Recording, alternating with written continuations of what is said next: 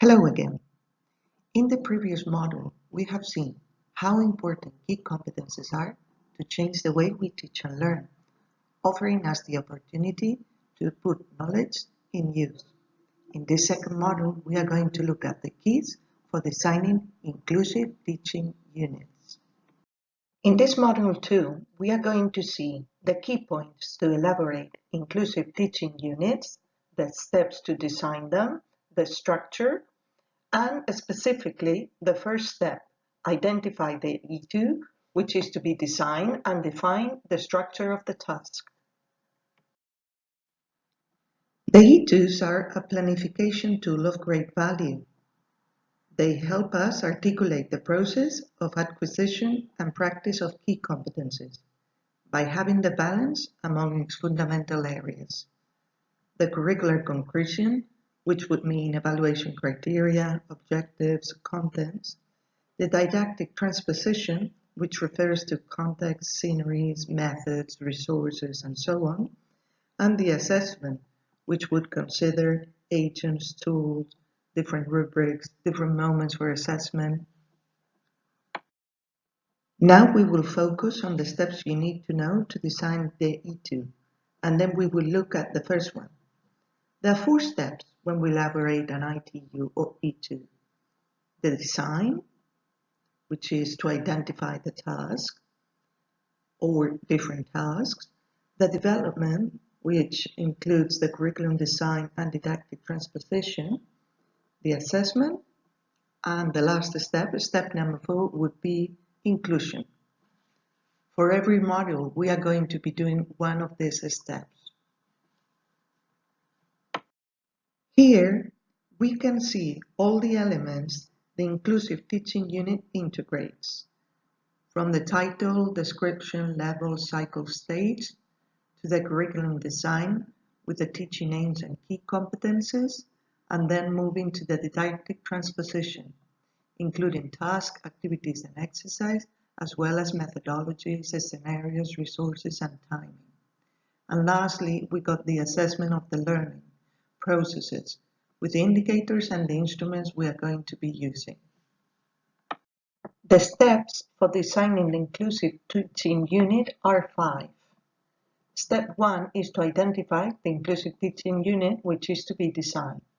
We need to define the structure of the relevant tasks, and then we need to sequence the activities and select the exercises. In step 2, which is the curricular design, we need to select the key competencies according to the stage, level, cycle, and also the curricular area, subject, or matter, as well as the teaching aims and markers which the E2 will contribute to achieving. Step 3 is the didactic transposition.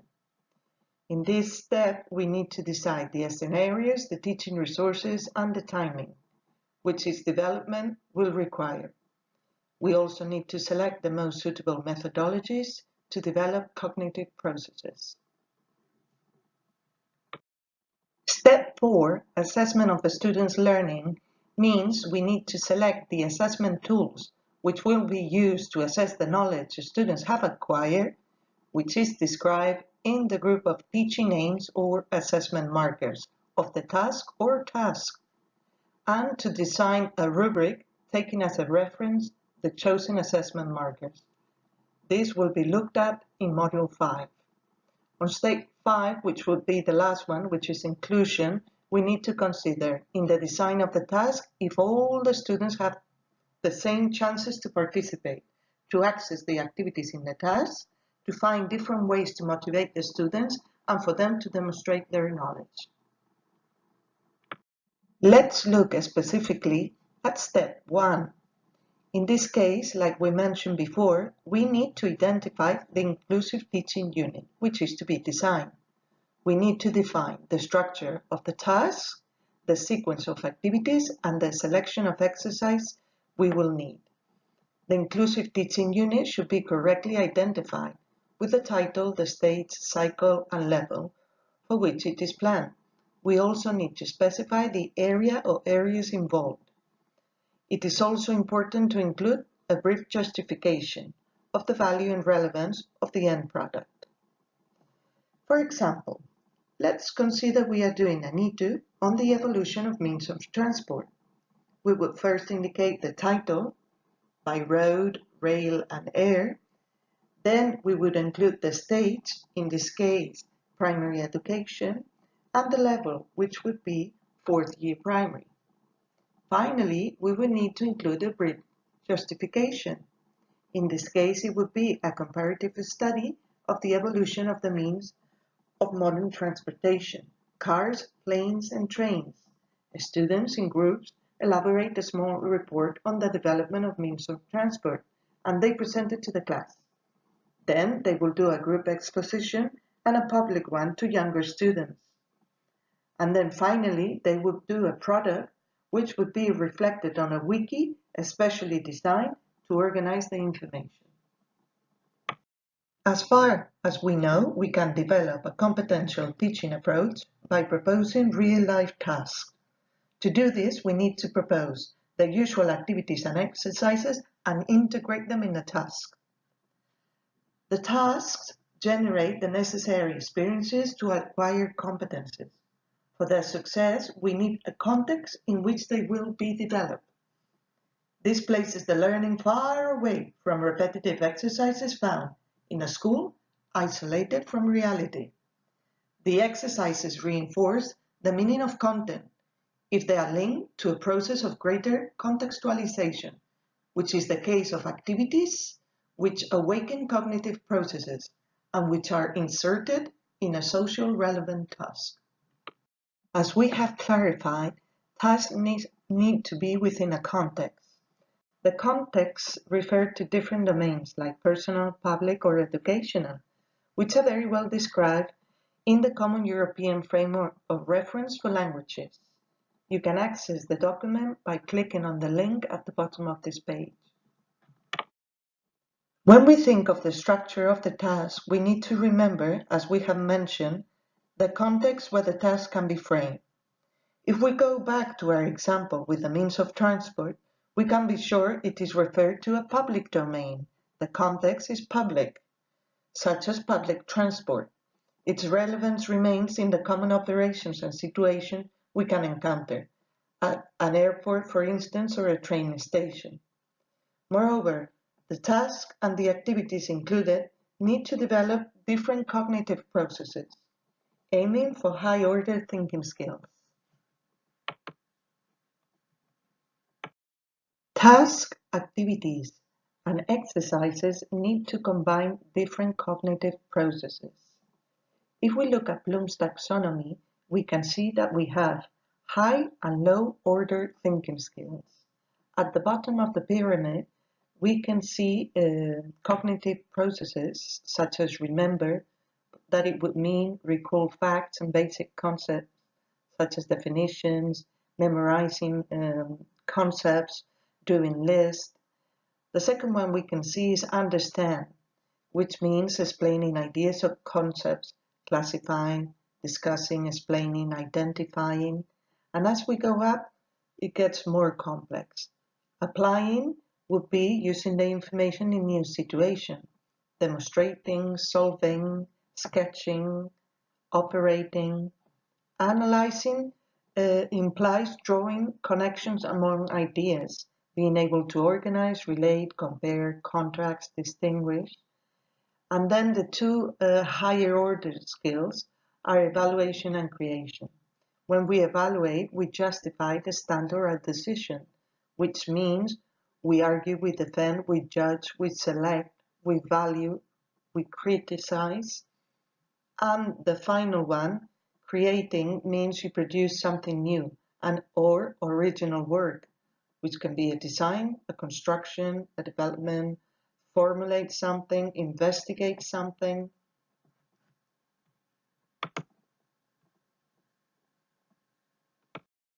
Let's revise what we've seen so far. We have seen that a task needs a context. We've seen also that a task is going to include activities and exercises. And as far as what we've seen, we know that the task has to help us solve a real life situation problem in a personal, family, social, or a school context. So, from now on, what we do in the classroom can no longer stay in the classroom. It needs to be out. It needs to have a purpose. But what are the difference between an exercise, an activity, and a task? Exercises require very low cognitive complexity, and they demand a unique response. That is to say, every student would basically answer the same. This would be matching sentences, giving a definition. Here we have an example of an exercise. For instance, practicing monologues in class. We have a monologue and we practice it. Every student will practice and would do the same response. With activities, what we do is acquire new knowledge or use knowledge in a different way. It implies applying cognitive processes of greater complexity. It is basically addressed to behaviors, and the response is differentiated. An example would be talking about monologues. Well, then it could be define the structure of the monologue, considering the mechanisms of coherence, cohesion, and adequacy of argumentative text. Now, when we talk about the task, we talk in big words. The task would be an action or group of actions directed towards the solution of a situation problem in a given context through the combination of all the available knowledge which permits the production of a relevant product and participation in a social practice. This means that cognitive processes will be of greater complexity. It represents a live practice and it provides competential levels. The example of a task, talking about monologues again, would be students will have to write a monologue after visualizing and reading several monologues. Then they will create a wiki and insert the monologues and classify them. They will also dramatize the monologue in front of their class peers. The one achieving the best performance will be the winner and they will get to act in the final school year show. To fully understand what we're talking about, we need to look at examples of tasks. For instance, to elaborate a dossier at a primary or secondary level, to produce an artistic show, a theatre play, a music concert, a film, a story, to participate in the school and class government, undertaking some responsibility. And another way of doing a task could be to participate in a social project, such as learning services. So, an integrated teaching unit can include more than one task. It all depends on the period of time to be programmed and if one or more areas or subjects are involved. In the case of this course, you are going to be designing an inclusive teaching unit with just one task. Carrying on, once the task or tasks which make up the E2 are defined, it will be necessary to develop a group of activities for each one, which permit the production of the end product, which will enable students' participation in a predetermined relevant social practice. The group of chosen activities should meet three criteria. They must be complete, which means they have to be correctly sequenced and lead the students towards the production of the end product without gaps. They need to be varied, incorporating different types of contents and ways of thinking, and they need to be inclusive, permitting that they be carried out from different levels of curricular competence to make learning and the participation of all the students in class possible, whatever their educational needs may be. Finally, to finish the structure of each task in the E2, we will make a suitable selection of the exercises, which will allow for sufficient program practice of different levels of curricular competence of the contents involved in each task or tasks. For this module and this course, you will only be asked to design one task of the E2. An E2 can have, like I said, one or more tasks, but each task has to be an independent unit of planification. I leave you for now with the web graphy and references, hoping it will help you fully understand the contents of this module. Bye.